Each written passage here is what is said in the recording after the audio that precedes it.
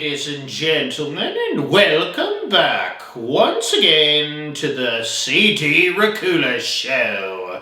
Today's episode of the show, we're taking a look at the 2012 film Abraham Lincoln, Vampire Hunter.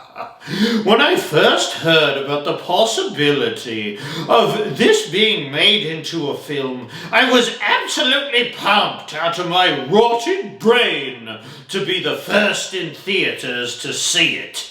Oh, by the way, I do go to theaters to watch movies because there is nothing better than a late night showing and watching a horror film for the first time on the big screen. Plus, I can get a yummy little blood smoothie for the ride home. This film was based on the book by Seth Graham Smith, of the same name, Abraham Lincoln, Vampire Hunter. P.S. The book was better than the film, in my not-so-humble opinion. Which isn't saying much, because this film was quite the buzzkill and a massive disappointment. I did some soul-searching. Well, I don't have a soul anymore, but let's just say I did some thinking on this movie, because Abraham Lincoln living his actual epic life and then throwing in that all this time he was essentially a secret axe-wielding vampire hunter sounds like the most awesome film of all time, and it certainly had potential. The following, at least to me, are the reasons it was a big fat bust. First off, the acting was just ho-hum, subpar, vanilla as could be. Benjamin Walker played Old Honest Abe. I mean, I didn't really love the choice there, honestly. You know who would have made this film fun and a little less boring? Would have been Vince Vaughn as Old Honest Abe. Here's Vince with a beard. I mean, he has the height. You have to admit he has the height. Martin Sokas in this film played the naughty vampy Jack Bartz. Abe and Jack Bartz end up fighting each other during the middle of a sunny day, mind you, in a stampede of horses. And they're jumping from horse to horse, fighting. If you remember that scene, it was just so foolish and unrealistic.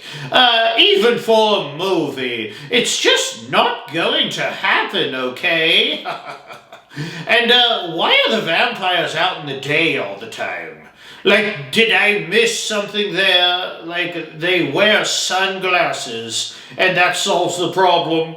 No, it doesn't. I can tell you from experience. Vampires in the daytime is so lame and not scary at all. Vampies in the dark of night makes them seem so much scarier.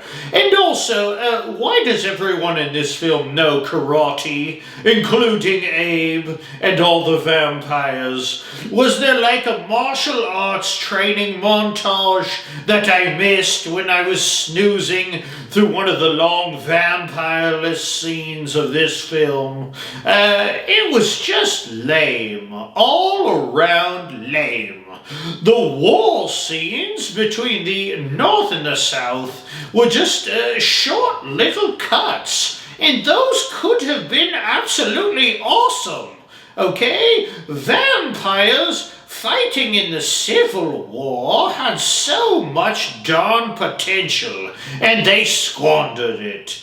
The vampires themselves were CGI'd to the absolute max, yet again adding to the lazy factor that the film was haphazardly slapped together. Here is my defense, though, for all the people who made this film, because, you know, I'm not all vinegar sometimes. I have to sprinkle a little honey over the turd that was this movie. The movie just had way too much going on. one, to be honest.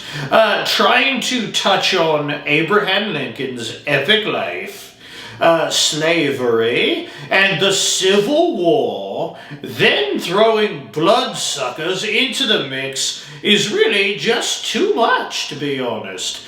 Those subjects have countless films all to their own, but to throw them all together would be like pickles and ice cream, you know? It just doesn't make sense. And it just doesn't mix together real smoothly. So there. See, I'm not all bad. I can give the makers of this film a pat on the back and say, jolly good effort, old boy. But, yeah, not pulling any punches here. It sucked. So it's getting low marks on the old scarometer. I don't like to be a negative Nancy, but this film just brought it out of me, you know. Oh, it had so much potential wasted. I would like to take this time to thank you for joining me here on the CD Racoola Show, and if you could put down your axe and quit scratching your long beard, just simply press that subscribe button. It would be most appreciative. And don't do it 7 years from now either. Do it now! Be sure to join me next episode when I take a nice long look at the film Brahms the Boy 2. Oh boy, Brahms the Boy films are always a lot of fun. Should be a neat little episode. So, till next time, my little blood smoothies out there. If you remember from earlier in the episode, I told you to get out to theaters and watch new films. It's just better that way on the big screen. And keep in mind that I'm out there somewhere, and I'm waiting in a theater near you. Probably sitting right behind you, just watching and waiting for you. Bye!